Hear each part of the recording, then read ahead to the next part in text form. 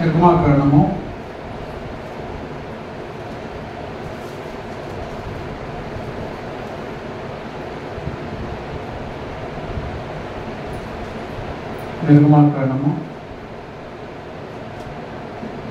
3వ అధ్యాయం.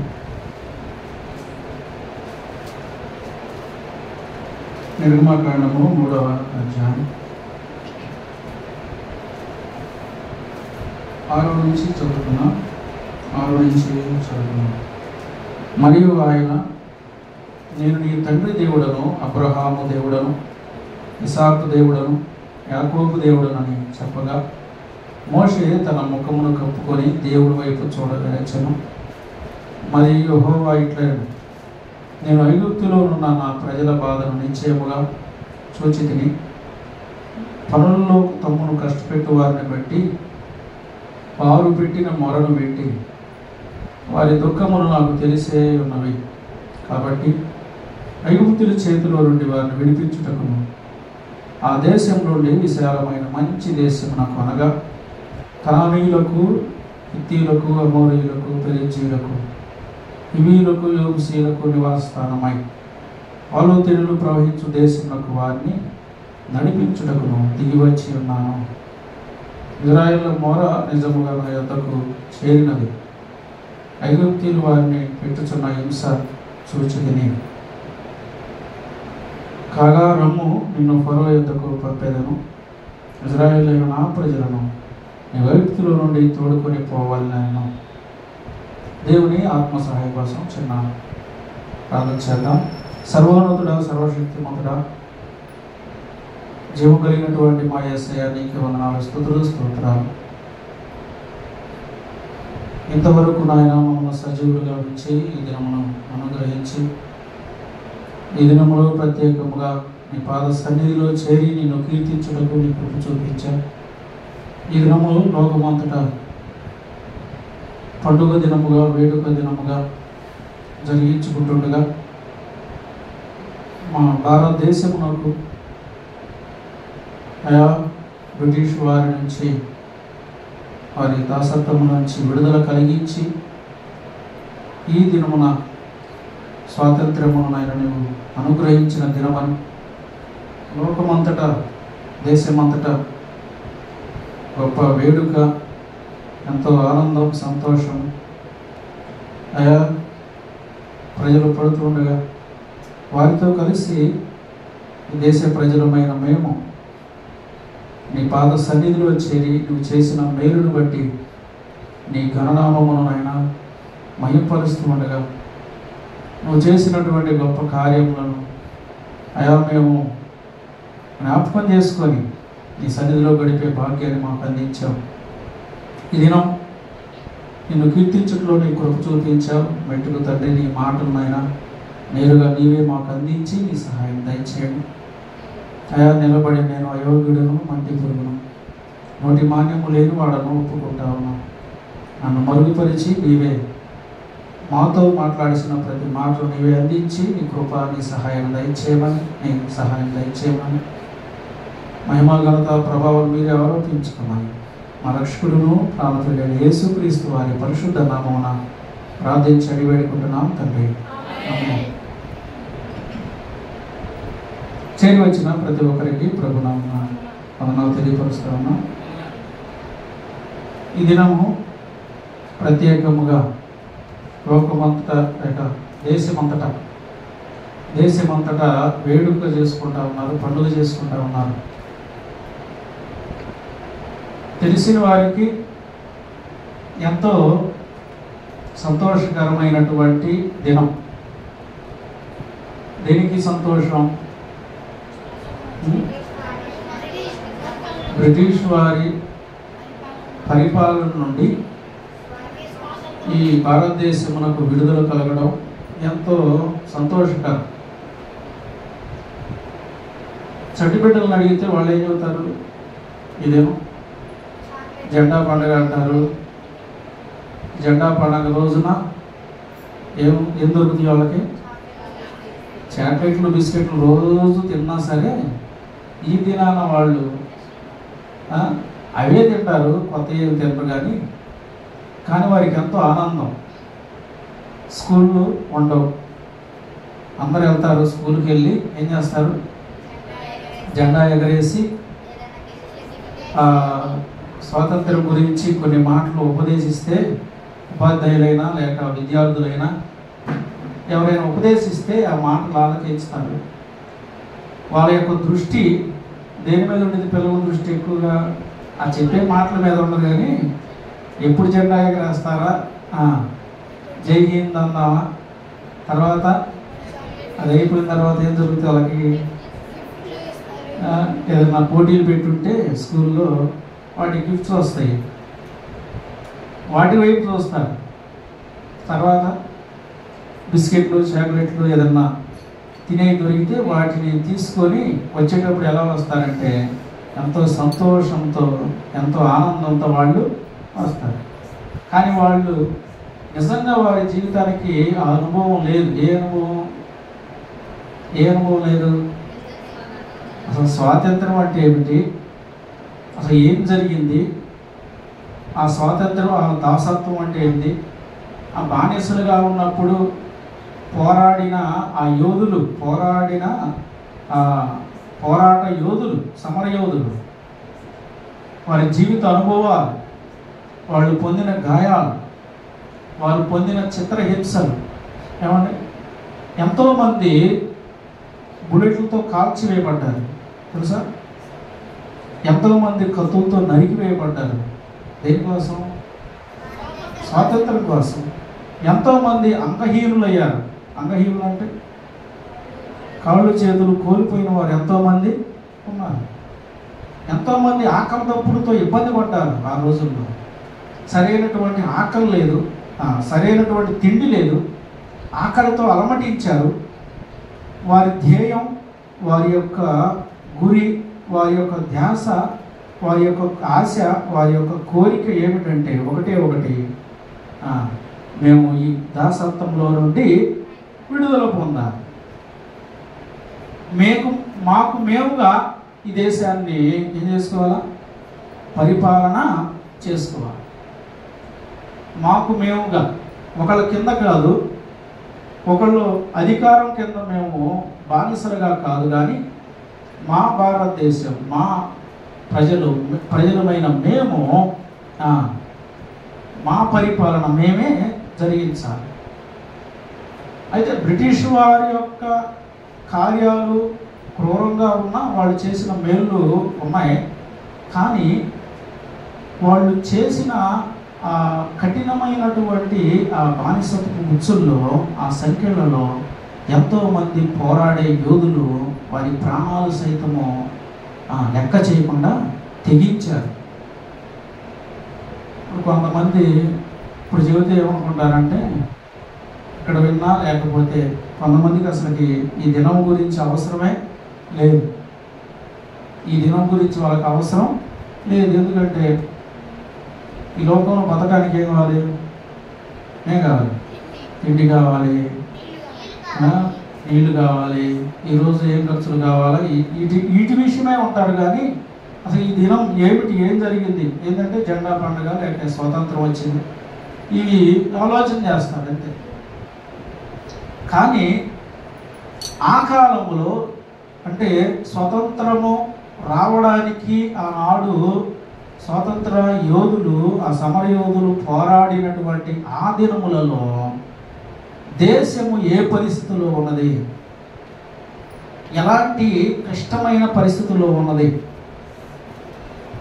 సొంతంగా ఆలోచన తీసుకోవడానికి, నిర్ణయాలు తీసుకోవడానికి హక్కు లేనివారుగా, బానిసలుగా, దాసులుగా, స్వతంత్రత లేనివారుగా ఆనాడు భారతదేశ ప్రజలు ఉన్నప్పుడు ఎంతోమంది ప్రముఖులుగా లేచి అనేక మంది ఆ పోరాటంలో నిలబడ్డారు, ఆ పోరాటంలో కలిసి పనిచేశారు. కానీ ఆ పేరు కొంతమందికి మాత్రమే వచ్చింది.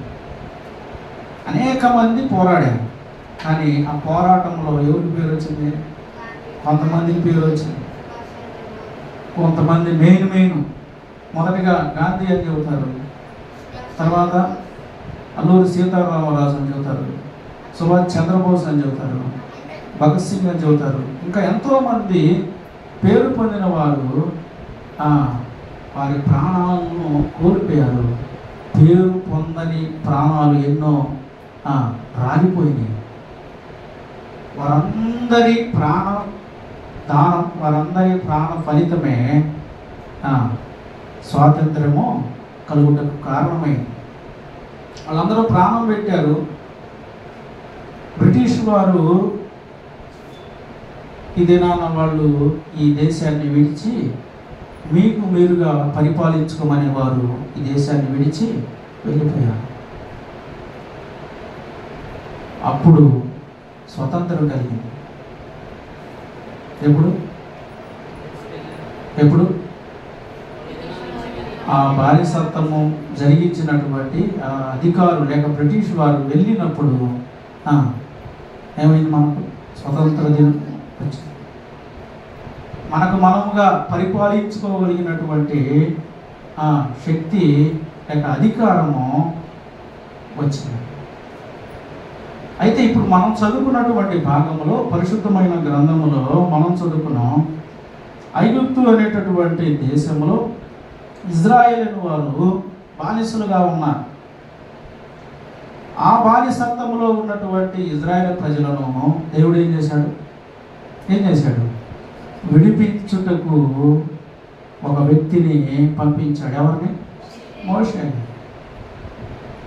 ఆ బానిసత్వము నుండి ప్రజలందరినీ విడిపించడానికి మోషేని దేవుడు పంపించాడు, విడిపించాడు, విడుదల చేశాడు. విడుదల పొందితే సంతోషం. బానిసత్వము నుండి విడుదల పొందితే ఏం కలిగింది? సంతోషం, ఎంతో ఆనందం. ఇదిగో నేను జైల్లో పడేశాను అనుకోండి, ఎప్పుడు సంతోషిస్తాడు? జైల్లో ఉన్నప్పుడు సంతోషిస్తాడా, బయటకు వచ్చినప్పుడు సంతోషిస్తాడు? జైల్లో ఉన్నంత వరకు వాడి పరిస్థితి ఎంతో కఠినంగా ఉంటుంది. ఎప్పుడైతే జైలు నుంచి విడుదల పొందుతాడో వాడి సంతోషం అంతా ఇంత. నేను కూడా సామాన్యమైన మనిషి వలె బయటకు వచ్చాను, ఈ లోకంలో ఉండిపోయానని, ఈ లోకంలో ప్రవేశించాను, ఎంతో ఆనందం, సంతోషం ఆ వ్యక్తి పొందుతాడు. బానిసత్వము నుండి విడుదల పొందిన వాడికి ఏం కలిగింది? సంతోషం అనేది కలిగింది. బానిసత్వము నుండి విడుదల పొందిన ఈ భారతదేశం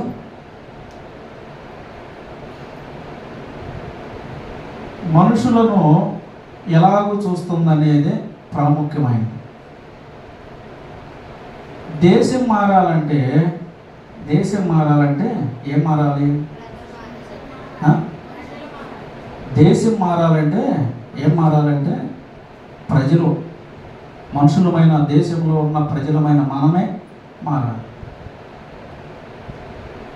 ప్రతి ఒక్కరుగా ఒక్కొక్కరుగా మారితే ఆ దేశము మారినట్టే. అభివృద్ధి చెందడం, దేశం అభివృద్ధి చెందడం అంటే ఆ దేశం అంటే ఆ దేశంలో ఎవరు ఉన్నారు అంటే ప్రజలమైన మనమే ఉన్నాం. మనం అభివృద్ధి చెందితే దేశం ఆటోమేటిక్గా అభివృద్ధి చెందినట్టే. ఏనండి, ఈ 78వ స్వతంత్ర దినోత్సవ వేడుకల్లో ఎందుకు మనము ఈ కూడికను ఏర్పాటు చేసుకుంటా ఉన్నాము? ఎందుకు?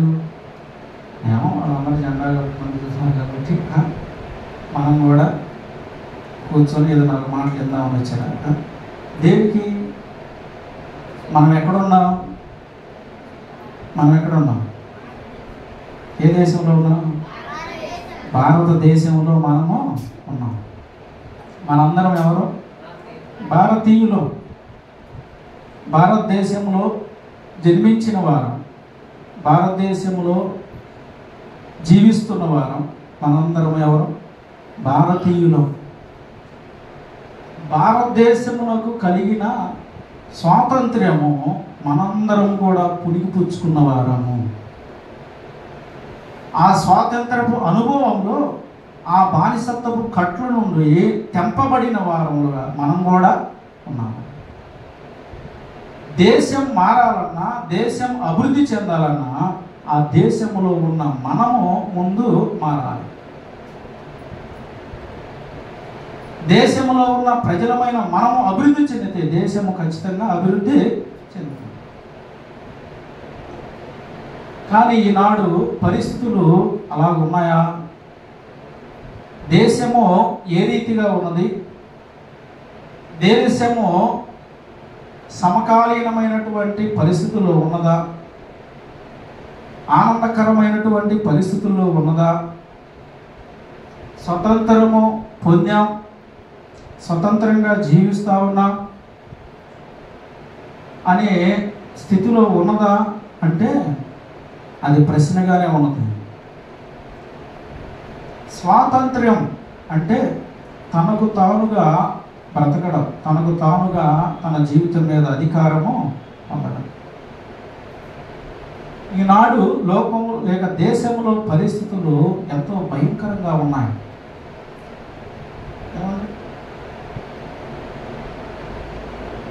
ఇప్పుడు మన ఇల్లు ఉన్నది, మన ఇంట్లో ఉన్న చెత్త ఎవరు శుభ్రం చేసుకోవాలా? మనమే శుభ్రం చేసుకోవాలి. మన చెత్తను తీసుకెళ్ళి బయట రోడ్డు మీద వేసాం అనుకోండి, ఏమైంది చెప్పండి? మన ఇంటి ముందు ఆ చెత్త, ఆ కుక్కలు కోళ్ళు ఇవన్నీ శుభ్రంగా ఎటుపడినట్టు జల్లేస్తాయి. పక్కింటి వారు కూడా అదే పని చేస్తాయి, ఇంకా పక్కింటి వారు కూడా అదే పని చేస్తాయి. ఏమైంది? మొత్తం ఏమైంది? పరిశుభ్రం అవుతా, శుద్ధం అవుతా, ఏమంటే అపరిశుద్ధం అవుతా. ఎప్పుడైతే దేశం బాగుపడాలంటే ముందు నేను బాగుండాలి, నేను బాగుపడాలి. నేను బాగుపడి ఎదుటి వ్యక్తిని ఏం చేయాలి? బాగు చేయాలి.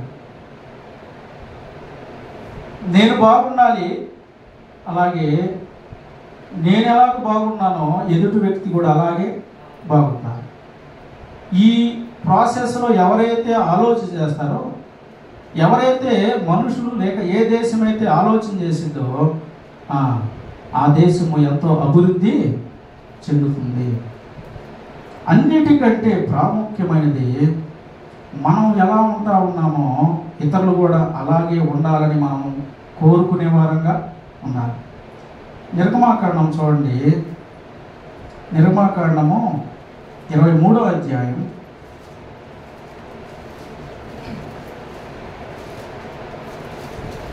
23వ అధ్యాయం 9వ వచనం. పరదేశిని బాధింపకూడదు, పరదేశి మనస్సు ఎట్లుండునో మీరు ఎరుగుదురు. మీరు ఐగుప్తు దేశంలో పరదేశులై ఉండిరి కదా. ఎవరితో చదువుతున్నాడు? అవండి, ఎవరితో చదువుతున్నాడు? ఇశ్రాయేలుతో చదువుతా ఉన్నాడు. ఏమని? పరదేశులను బాధింపకూడదు. పరదేశులు అంటే ఎవరు? పరదేశులు అంటే ఎవరు? వేరే దేశం నుంచి ఈ దేశానికి వస్తే వారిని ఏం చేయకూడదంట? బాధించకూడదు.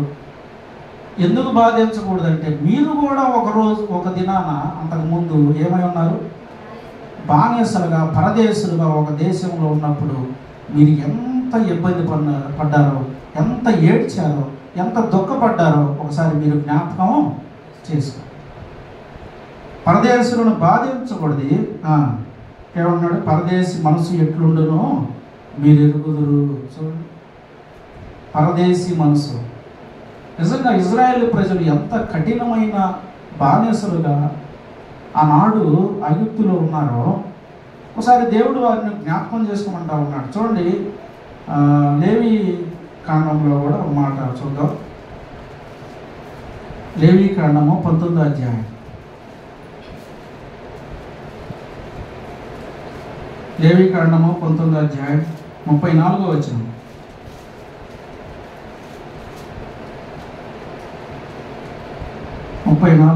మీ మధ్య నివసించు పరదేశిని మీలో పుట్టిన వాణి వలె ఎంచవలెను. ఏమంటున్నాడండి? అందరూ చెప్పాలా? అందరూ చెప్పాలి. మీ మధ్య నివసించిన మీలో పుట్టిన వాని వలె ఎంచవలే. అంటే అర్థం, వేరే దేశం నుంచి ఇక్కడ ఒక వస్తే వాడు ఇక్కడ ఉన్నాడు కాబట్టి ఇక్కడే పుట్టినట్టుగా భావించాలి. అతని సంతానం, అతని పిల్లలు ఇక వాళ్ళందరూ ఏ దేశానికి సంబంధించిన వాళ్ళు? ఏ దేశానికి? మీ దేశానికే సంబంధించిన వాళ్ళు. మీలో పరదేశి ఎవడైనా ఉంటే వాడిని మీలో ఒకటిగా భావించాలి. ఇంకా ఏమంటున్నాడు? నిన్ను వలె వానిని ప్రేమింపవలెను. ఎవరు వలె? చూడండి ఎంత చక్కని మాట చెప్పాడు. ఏమంటున్నాడు? పరదేశిని అంటే వేరొక దేశం నుంచి వచ్చిన వ్యక్తిని ఏం చేయాలంట? నీలో ఒకని వలె ఎంచుకోవాలి. ఇంకోటి, నిన్ను వలె ప్రేమించాలి. నువ్వు ఎలాగైతే ఇదిగో నేను ఇజ్రాయేలీను కదా, నేను దేవుని నమ్మిన వ్యక్తిని కదా అని నువ్వు ఎలాగైతే ఇజ్రాయేలుగా పేరు పొందుతున్నావో, ఇజ్రాయేలుగా గొప్పవాడిగా చెప్పుకుంటా ఉన్నావో, నీ మధ్య నివసించే పరదేశిని కూడా నువ్వు ఎలాగ ఉండాలా? వాని వలె, నిన్ను వలె అతన్ని ప్రేమించు. ఎవరు చెబుతారండి? పరదేశం లేక బయట నుంచి వచ్చిన వారిని ప్రేమించమని ఎవరు చెబుతారు? మన ప్రభు అయిన యేసుక్రీస్తు వారు. ఆయన అన్నాడు కదా, అయ్యా ఆజ్ఞల్లో అన్నిటికంటే ప్రాముఖ్యమైన ఆజ్ఞలు ఏమిటి అంటే, ఒక వ్యక్తి వచ్చి యేసుక్రీస్తు వారు అన్నారు కదా, నీ పూర్ణ మనసుతో, నీ పూర్ణ హృదయంతో నీ దేవుడైన ప్రభువుని ప్రేమింపవలనన్నాడు. రెండవ ఆజ్ఞ ఏమిటి? నిన్ను వలె నీ పొరుగు వారిని ప్రేమించు. నిన్ను వలె నీ పొరుగు వారిని ప్రేమించు. పరదేశిని నిన్ను వలె ప్రేమించు. ఎందుకంటే పరదేశి యొక్క మనసు నీకు తెలుసు. నీవు ఎలాగైతే పరదేశిగా ఉండి దాసత్వంలో ఉన్నావో, ఆ దాసత్వంలో ఉన్న నీ మనసు ఇతడు కూడా ఉన్నాడు కనుక నువ్వు అతన్ని ఏం చేయాలా? ప్రేమించాలి. నీలో ఒకని వలె ఎంచాలి. ఎంత చక్కని మాట. అయితే ఇప్పుడు అలాంటి పరిస్థితులు ఉన్నాయా? అదే ప్రశ్న. మునుపు దాసత్వంలో బ్రిటిష్ వారి చేతుల క్రింద ఉన్నటువంటి భారతదేశం ఆ దాసత్వం నుండి స్వతంత్రత పొంది 78 సంవత్సరాల్లోనికి వచ్చిన ఈ గొప్ప సంతోషకరమైన దినంలో మనం ఉన్నాం. కానీ పరదేశిని నిన్ను వలె ప్రేమించమని చెప్పిన పరిశుద్ధ గ్రంథము మన ప్రభు అయిన యేసుక్రీస్తు వారు నిజంగా అసలు పరదేశిని కాదు, ఈ దేశంలో ఉన్న వ్యక్తిని ప్రేమించలేని భయంకరమైనటువంటి పరిస్థితుల్లో మనం ఈ దేశంలో ఉన్నాం. దేశం అంటే భారతదేశాన్ని మనం ఏలెత్తి చూపించడం కాదు, కానీ దేశం అంటే దేశంలో ఉన్న మనుషుల యొక్క మనస్సులు. దేశం మారాలంటే, దేశం అభివృద్ధి చెందాలంటే, దేశం బాగుగా అనేకమైన దేశాలలో భారతదేశము పేరు పొందిన దేశముగా ఉండాలంటే ఆ దేశంలో ఉన్న ప్రతి ఒక్కరూ అభివృద్ధిలో ఉంటేనే అది జరుగుతుంది. దేశంలో పరిస్థితులు ఎలా ఉన్నాయంటే, పరదేశిని ప్రేమించడం కాదు, కానీ స్వదేశంలో ఉన్నటువంటి వ్యక్తిని కూడా ప్రేమించలేని పరిస్థితి. ఇది నమ్మ సంతోషకరమైన మాటలు చెప్పుకోవాలి. ఏమని సంతోషకరమైన మాట ఏమి?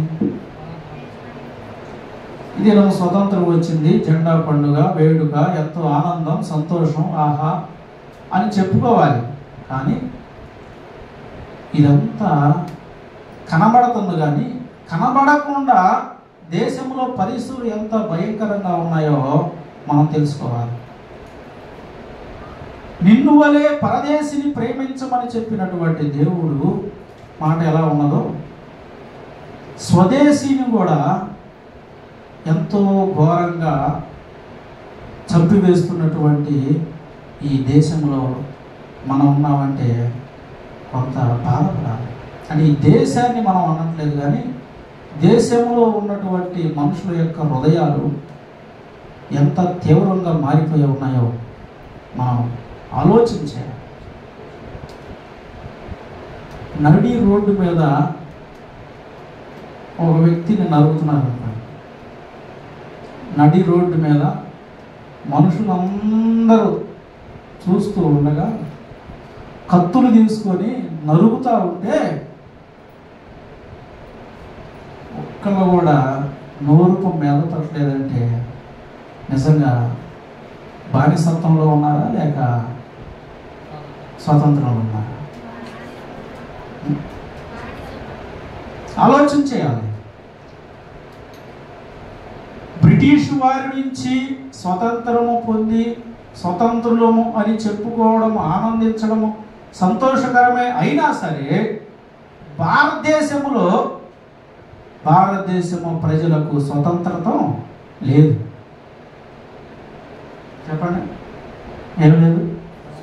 చెప్పాలా? పదం చెప్పాలండి. భారతదేశంలో అంటే స్వతంత్రత పొందినటువంటి భారతదేశంలో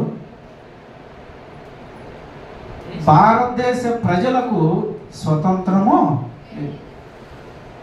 ఇది ఎంత దుఃఖకరం,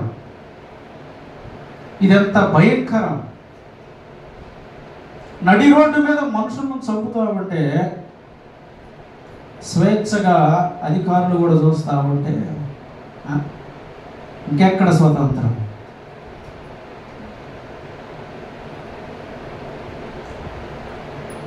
బ్రిటిష్ వారు చేసిన చిత్రహింసల కన్నా స్వదేశీయులు చేస్తున్న చిత్రహింసలు ఎంతో క్రూరంగా ఉన్నాయి.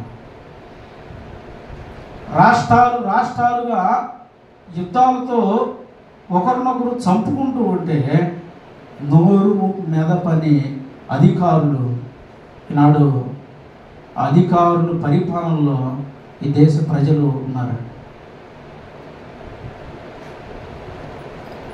ఊర్లూర్లు తగలబడిపోతూ ఉన్నాయి, కాల్చివేయబడతా ఉన్నాయి.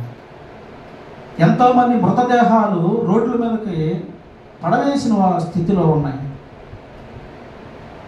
నోర్పు మెదపని అధికారులు. ఏమంటే మన పిల్లలు చనిపోతే మనం సంతోషం ఉంటామా? మన పిల్లల్ని ఎవరైనా రోడ్డు మీద కొడితే మనం ఊరుకుంటామా? వాళ్ళకి చిన్న గాయం అయ్యే చిన్న రక్తం వస్తే విలవిలలాడిపోతాం. కానీ అధికార దాహంతో మమ్మల్ని ఎవరు ఏమి చేయలేనటువంటి ధైర్యంతో భయాన్ని వదిలేసి ఏమండి ఎంత క్రూరంగా చంపివేస్తున్నటువంటి ఈ స్థితిలో దేశానికి నిజంగా స్వతంత్రం ఉన్నదా?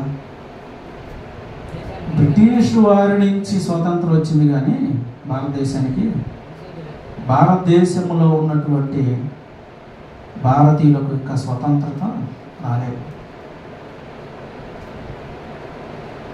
భారతదేశంలో పుట్టి భారతదేశంలో పెరిగి భారతదేశంలో జీవిస్తూ ఉంటే మీరు అసలు ఈ దేశమే కాదు, మీరు ఈ దేశస్తులే కాదు. ఎందుకు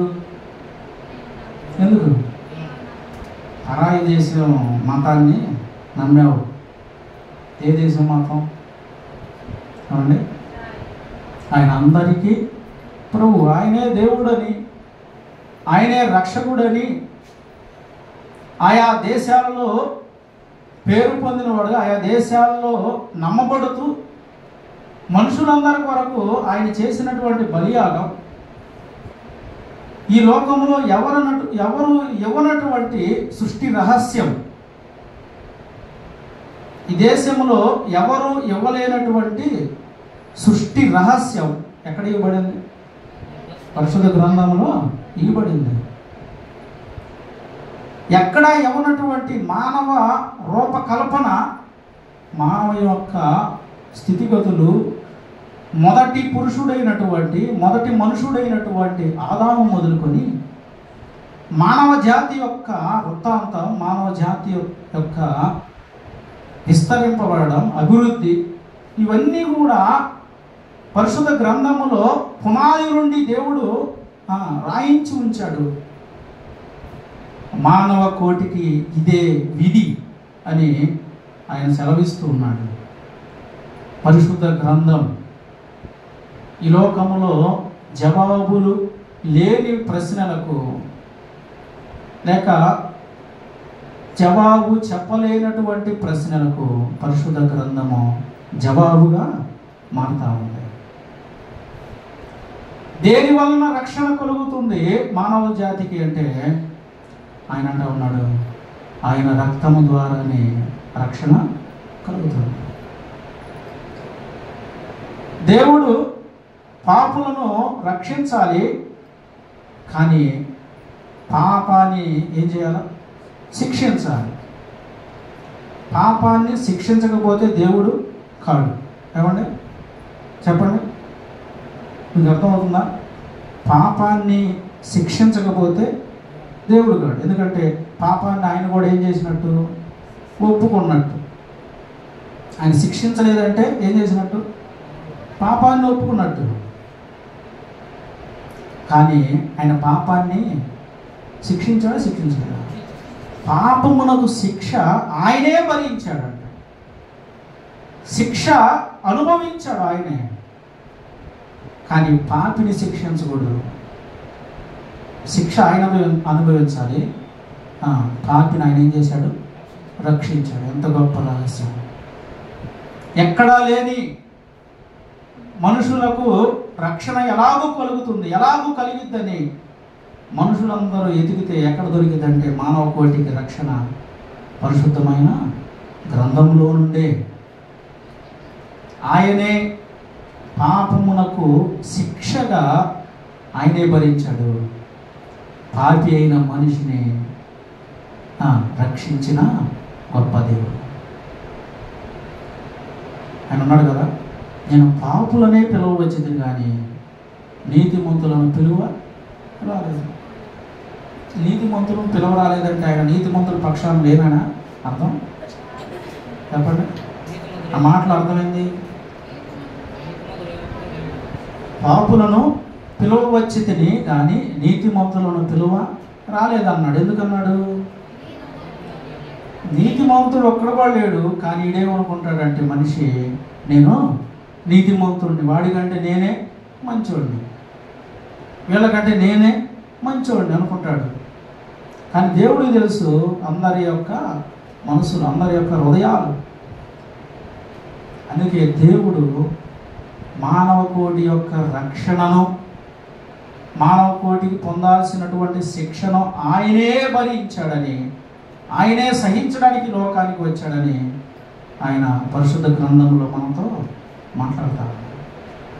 సృష్టి ఆరంభాన్ని తెలియపరిచాడు, మానవ కోటి యొక్క ఆరంభాన్ని తెలియపరిచాడు. మానవులు చేసిన పాపములకు శిక్ష, మానవునికి రక్షణ ఆయనే తెలియపరిచాడు. మృతి పొందిన తర్వాత మనుషులు ఎక్కడికి వెళతారో కూడా ఎవరు తెలియపరిచారు? ఆయనే తెలియపరిచాడు. పరిశుద్ధ గ్రంథంలో ఆయన తెలియపరిచాడు. ఇదిగో మీరు చనిపోతే నమ్మినటువంటి వ్యక్తికి ఎక్కడికి వెళ్తాడో, నమ్మని వ్యక్తి ఎక్కడికి వెళ్తాడో ఆయనే తెలియపరిచాడు. అలా తెలియపరిచినటువంటి గ్రంథం పరిశుద్ధ గ్రంథం. ఆ గ్రంథంలో రాయబడినటువంటి మాటలు ఎంతో శ్రేష్టమైనవి. ఇంకోటి తెలియపరిచాడు ఆయన. ఏం తెలియపరిచాడు?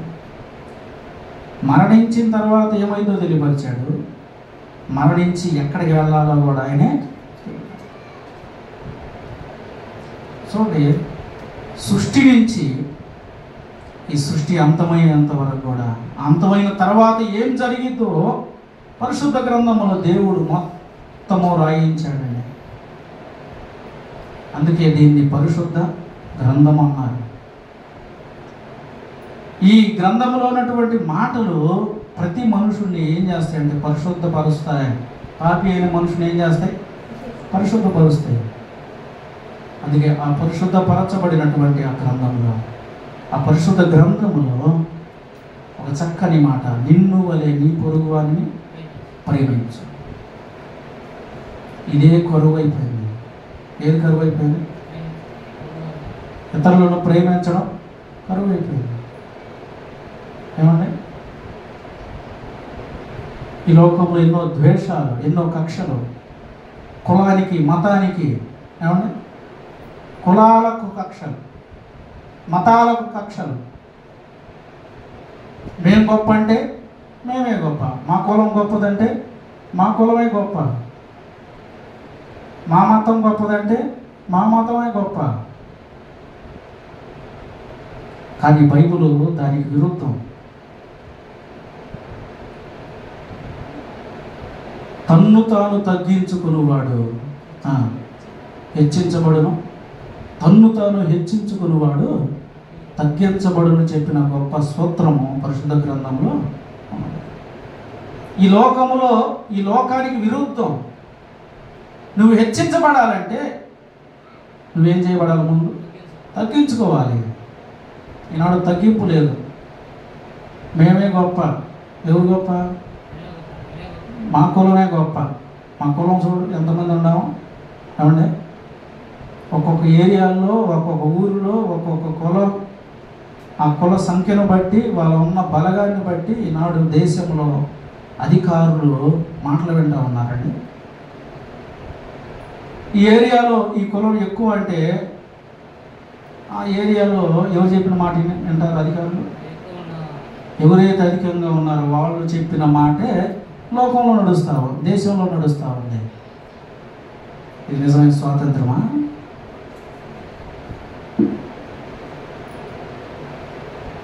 అన్యాయం జరుగుతున్నా, అక్రమం జరుగుతున్నా, హత్యలు జరుగుతున్నా చూస్తూ ఉండిపోవడం ఎంత భయంకరం.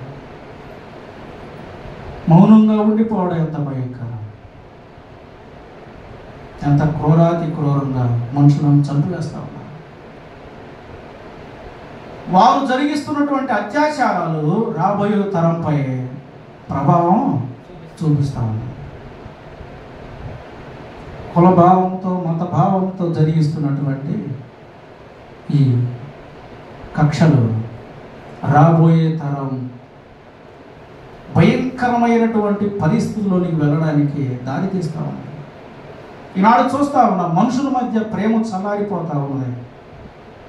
కుటుంబాల్లో ప్రేమ చల్లారిపోతూ ఉన్నది. తల్లిదండ్రుల మధ్య, బిడ్డల మధ్య, బంధువుల్లో ఐక్యత లోపించింది. ఏమన్నా? పిల్లలతో మాట్లాడని తల్లిదండ్రులు, ఎవరితో? కన్న బిడ్డలతో మాట్లాడలేని తల్లిదండ్రులు ఉన్నారు. అంటే ఇప్పుడు వచ్చిన పరికరాలు ఏం చేసినాయి? మనుషుల్ని ఏం చేసినాయి? పరికరాలు అంటే ఏంటి? ఫోన్లు వచ్చినాయి కదండి. ఫోన్లు వచ్చిన కానీ ఏమైంది? సీరియల్లో టీవీలు వచ్చిన కానీ ఏమైంది? ఆ టీవీలు చూస్తూ పిల్లలు తిన్నారో లేదో పట్టించుకొని తల్లిదండ్రులు, ఫోన్లు చూస్తూ తిన్నది ఉన్నది, అసలు ఫోన్లు చూస్తే ఇంట్లో దొంగలు వచ్చి దోచుకుని వెళ్తున్నా కానీ మెలకుండా కూర్చొని చూస్తానే ఉంటారు. బంధువుల్లో ప్రేమ లేదు, స్నేహంలో కూడా ఏమైంది? ప్రేమ లేదు. అంత కల్తీ ప్రేమలు వచ్చేసినాయి. ఇప్పుడు పరికరాలన్నీ ఎలా వచ్చినాయంటే వాడుకొని వదిలేసాడు. అంటే యూజ్ అండ్ త్రో అంట. ఏ వస్తువులండి? Use and throw. వాడుకోవటం, వదిలేయడమే, పడేయడమే. ఈనాడు ప్రేమలు కూడా అలా మారిపోయాయి. అవసరం ఉంటే మాట, అవసరం లేకపోతే నువ్వెవడు, నేనెవడు. ఎదుటి వ్యక్తి కొట్టి చంపేస్తున్నా సరే అడ్డుగా నిలవలేని మనుషులు నా లోకంలో ఉన్నారు. ఇంకే ప్రేమలు ఎక్కడ? ఈ భారతదేశం నాకు స్వతంత్రం వచ్చింది, కానీ బ్రిటిష్ వారి నుండి నిజంగా భారతదేశంలో ఉన్న ప్రజలకు స్వాతంత్రము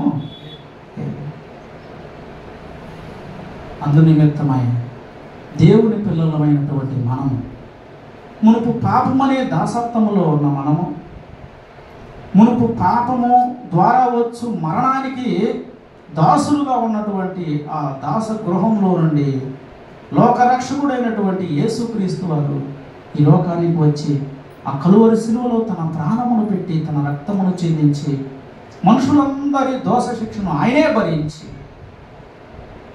ఆయన ప్రేమ అంటే ఏమిటో రుచి చూపించాడు. ఆయన ప్రేమ అంటే ఏమిటో రుచి చూపించాడు. ఎంత రుచి చూపించాడు! ఇదిగో ప్రేమ అంటే ఇది అని చూపించాడు. ఏమిటా ప్రేమ అంటే?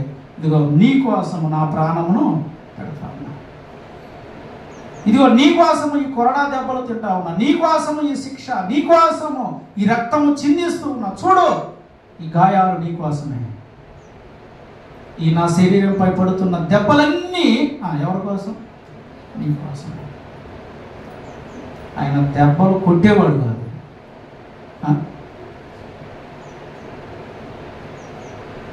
ఆయన కత్తులు తీసుకొని నరికేవాడు కాదండి. నీ కోసం నా కోసం ఆయన అడ్డుగా నిలిచినవాడు. పాపం ద్వారా వచ్చేటటువంటి ఆ శిక్షణ ఇదిగో వాళ్ళ కోసం నేను పొందుతా,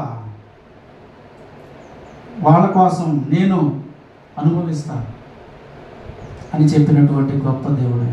ఇగో ఇది ప్రేమ అంటే అని రుజువు చేశాడు, తెలియపరిచాడు. ప్రేమ ఎట్టిదో తెలియపరిచినటువంటి గొప్ప దేవుడు మన ప్రభువైన యేసుక్రీస్తు.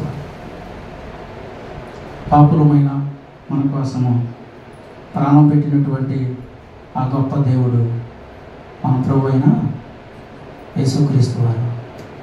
ఆయన లోకరక్షకుడు, ప్రేమాస్వరూపి. ఆయన అన్నాడు కదా, మీ కొరకు నేను ప్రాణం పెట్టుచున్నాను కనుక ఇదిగో ప్రేమ అంటే ఇదే.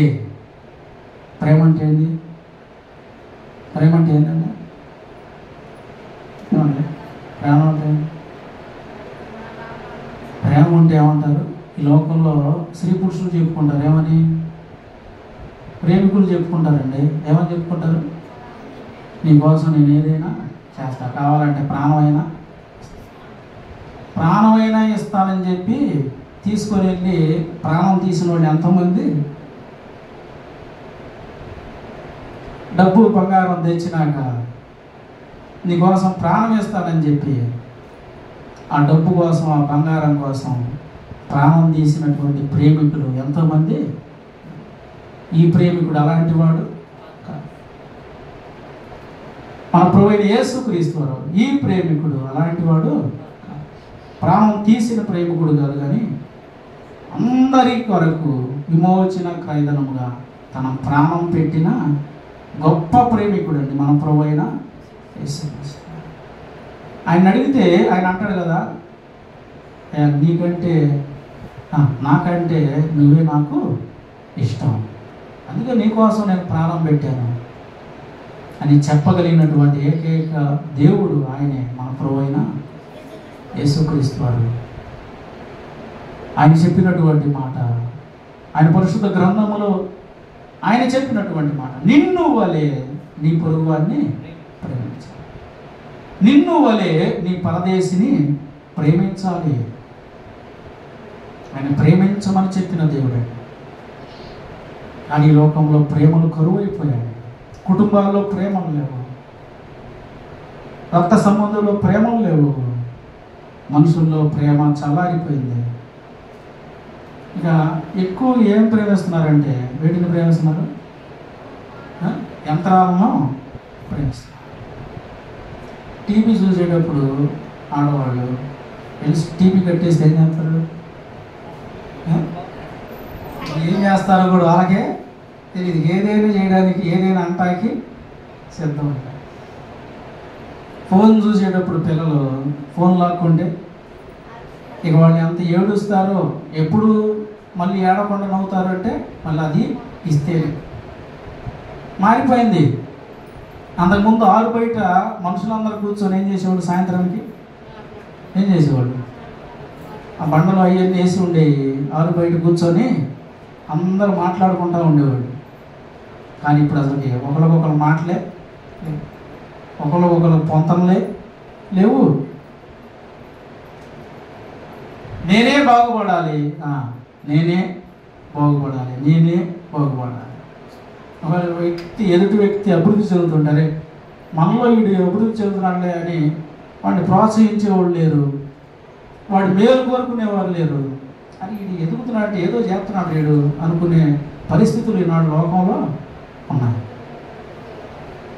కానీ ప్రభు అన్నాడు కదా, నిన్ను వలె నీ పొరుగు వారిని ప్రేమించాలి, నీ శత్రువుని ప్రేమించాలి. దేవుడు ఎంత చక్కని మాటలు దేశానికి ఇచ్చాడు. అప్పుడు ఏ దేశం అయితే ఆయన మాటలు గైకుంటుందో, ఏ దేశం అయితే ఆయన ఆజ్ఞలు గైకుంటుందో ఆ దేశము వర్ధిల్లిద్ది అంటా ఉన్నాడు. ఏ దేశం వర్ధిల్లిద్ది? ఏ దేశం? ఏ దేశం అయితే ఆయన చెప్పినట్టుగా వింటదో, ఏ దేశం అయితే అభివృద్ధి చెందాలనుకునేదో ఆ దేశం ఆయన చెప్పినట్లుగా ఆలోచించాలి. అందుకే ఆయన చెప్తున్నటువంటి మాట, ఇజ్రాయెల్తో ఇప్పుడు దేశం అభివృద్ధి చెందాలంటే ఆ దేశానికి ఎవరు కావాలంటే, ఆ దేశానికి మంచి సలహాదారులు. దేశం అభివృద్ధి చెందాలంటే ఎవరు కావాలా? సలహాదారులు కావాలి. ఇజ్రాయెల్ దేశం అభివృద్ధి చెందుతున్నప్పుడు ఒక వ్యక్తి రాజు అయ్యాడు. రాజు అయితే అతను ఏం చేశాడు? అభివృద్ధి చెందుతున్న ఆ దేశంలో మంచి సలహాలు చెప్పే పెద్దవారి మాట వినకుండా యవనస్తుల మాట విన్నాడు. ఎవరు ఆ వ్యక్తి? సొలొమోను కుమారుడైన రెహబాము. సొలొమోను కుమారుడైన రెహబాము ఎవరి మాట విన్నాడు? మంచి మాట చెబుతున్న పెద్దల మాటలు విడిచిపెట్టి యవనస్తులు చెప్పిన ఆ చెడ్డ మాటలు ఆలకించాడు. ఏంది ఆ చెడ్డ మాట అంటే, ఇప్పుడు మనం దేశంలో పన్ను కడుతున్నాం లేదా? ఎవరి పన్ను కడుతున్నా లేదా? పన్ను కట్టకుండా ఎవరు ఉండరు. ఇంటి పన్ను కట్టాలి, నీటి పన్ను కట్టాలి, ఈ వీధి పన్ను కట్టాలి, ప్రతి దానికి పన్ను. ఆ పన్ను దేశానికి ఉపయోగకరంగా దాన్ని చేస్తారు. ఈ ఇజ్రాయెల్ దేశానికి కూడా సొలొమోను రాజుగా ఉన్నప్పుడు బాగా పన్నులు విధించి, ఎందుకంటే రాజనగరం కట్టడానికి, దేవుని మందిరం కట్టడానికి పన్ను ఎక్కువగా వేశాడు ఆ దేశం మీద. ప్రజలందరూ కొంచెం కష్టం ఉన్నా సొలొమోను బట్టి ఆ కష్టాన్ని ఇష్టపడి చేశారు. సొలొమోను రాజుగా దిగిపోయిన తర్వాత, చనిపోయిన తర్వాత అతని కుమారుడైన రెహబాము రాజు అయ్యాడు. ఆ రెహబాము కాలంలో ప్రజలైనటువంటి వారు వెళ్ళి అతన్ని అడుగుతా ఉన్నారయ్యా, నీ తండ్రి మా మీద కాడే అంటే ఆ పన్ను ఎక్కువగా ఉంచాడు, నువ్వు తగ్గిస్తే నువ్వే మాకు రాజు అవుతావు, దేశం అభివృద్ధి చెందింది, ప్రజలు మేము కూడా ఇబ్బంది పడతా ఉన్నాం అని ప్రజలు చెప్పారు. ఇది మంచిదా చెడా? సరే, ఏంది సలహా అని పెద్దలను పిలిచాడు. ఇప్పుడు ఏం చేద్దామంటే పెద్దలు అన్నారయ్యా, నిజమే ప్రజలు ఇబ్బంది పడతా ఉన్నారు, పన్ను తగ్గిద్దాం అనుకున్నారు. తగ్గిస్తే ప్రజలందరూ ఎంతో సంతోషిస్తారంటే సరే వాళ్ళ మాటలని పక్కన పెట్టారు. తనతో వయసు ఉన్నటువంటి యవనస్తులు పిలిపించుకొని సలహా అడిగాడు. ఏమని? ఇప్పుడు ఏం చేద్దాం, వీళ్ళు పన్ను తగ్గిమంటా ఉన్నారు, పెంచుదామా తగ్గిద్దామని వాళ్ళని అడిగితే వాళ్ళందరూ ఏమన్నారు? అసలు మీ నాన్న ఒక వంతు చేస్తే నువ్వేం చేయాలా? 4 వంతులు చేయి. దీన్ని పన్ను అంటే ఇంటి పన్ను ఒక 600 వస్తుంది అనుకోండి, ఇప్పుడు ఎంత చేయాలా? 2400 చేయి, కడతారు.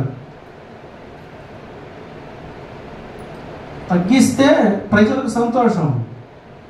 కానీ ఆ రాజు ఏం చేశాడంటే పెద్దలు చెప్పిన దాన్ని వినకుండా చిన్నలు చెప్పిన, యవనస్తులు చెప్పిన ఆ సలహాను బట్టి పన్ను ఇంకా రెట్టింపు చేశాడు. అప్పుడే దేశంలో నష్టం వచ్చింది. ఎంత నష్టం అంటే ఇజ్రాయేలీ దేశం 2 భాగాలు అయిపోయింది.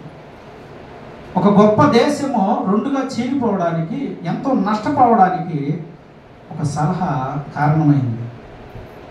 అందుకే ఆలోచన చెప్పేవారు ఎంతో ప్రాముఖ్యమైనటువంటి, దేశానికైనా ఒక ఇంటికైనా, ఏమండి ఒక ఇంటికైనా యజమాని యొక్క ఆలోచన క్రమంగా కరెక్ట్గా ఉంటే ఆ కుటుంబం ఎంతో గొప్పగా ఉంటుంది. సరైన సమయంలో సరైనటువంటి నిర్ణయాలు తీసుకుంటే మేలు ఉండేది, దేశానికైనా ఇంటికైనా రాష్ట్రాలకైనా. అందుకే సలహాదారుల గురించి కూడా, సలహా చెప్పేవారి గురించి కూడా మనం ఏం చేయాలి? ప్రార్థన. గొప్ప వ్యాపారవేత్త, మనందరం ప్రతి ఒక్కరికి తెలుసు ఆ వ్యక్తి ఎంత గొప్పవాడంటే, అంతకుముందు అతని పేరు అంతంత మాత్రమే తెలుసు. ఇప్పుడు అతడే గొప్పవాడు అయిపోయాడు, అతనే మెయిన్ అయిపోయాడు. రిలయన్స్ కంపెనీ ఓనర్ ఎవరు? జియో కంపెనీ ఓనర్ ఎవరండి? అంబానీ. అంతకుముందు రిలయన్స్ కంపెనీ అన్నది, రిలయన్స్ సిమ్ములు, రిలయన్స్ ఫోన్లు అతడు అమ్మేవాడు. ఇప్పుడు దేశంలోనే అత్యధికమైనటువంటి డబ్బు సంపాదించే వ్యక్తుల్లో ప్రాముఖ్యంగా మొదటి స్థానం ఎవరంటే అంబానీ. ఎందుకు అయ్యాడు చెప్పండి? అతడు ఒక సలహా ఇచ్చారు అతనికి. ఎవరు ఇచ్చారో? అతను కలిగిందో మరి అతనికి ఇచ్చారు. ఇప్పుడు నోట్లు మారిపోయేటప్పుడు అబ్బాయి ఎలా చెప్పింది, మోడీ వచ్చినాక ఏమైనా 500, 1000 రూపాయల నోట్లన్నీ ఏం చేశాడు? తీసేసి 2000 నోట్లు, 500 నోట్లు వదిలేదు. ఆ మూమెంట్లో అతని దగ్గర ఉన్న డబ్బు అంతా ఏం చేశాడంటే ఫ్రీగా సిమ్ములు పంచేసి వదిలాడు. ఏ సిమ్లు అయ్యి? జియో అని వదిలేశాడు. ఇక ఎన్ని గంటలు, అంతకుముందు నెట్ వేపియాలంటే వేలల్లో, వందల్లో అయిపోయాయి. అంతకుముందు ఫోన్లో ఎంత వాడకం లేదు. కానీ అతడేం వదిలాడంటే పూర్తిగా రోజు మొత్తం ఫ్రీ. ఫోన్లు అయినా, యూట్యూబ్ అయినా, ఏదైనా, నెట్ అయినా, ఏదైనా సరే మొత్తం ఫ్రీ అని వదిలేశాడు. చిన్న డబ్బాలు ఫోన్లు ఉండేవి అంతకుముందు, అతడు వదలక ముందు. ఇప్పుడు అందరూ ఏం చేశారు? ఆ మూమెంట్లో పెద్ద ఫోన్లు కొన్నారు. ఆ ఫోన్ కొన్నందుకు డబ్బులు ఎంత ఖర్చు అయినాయి జనాల దగ్గర నుంచి?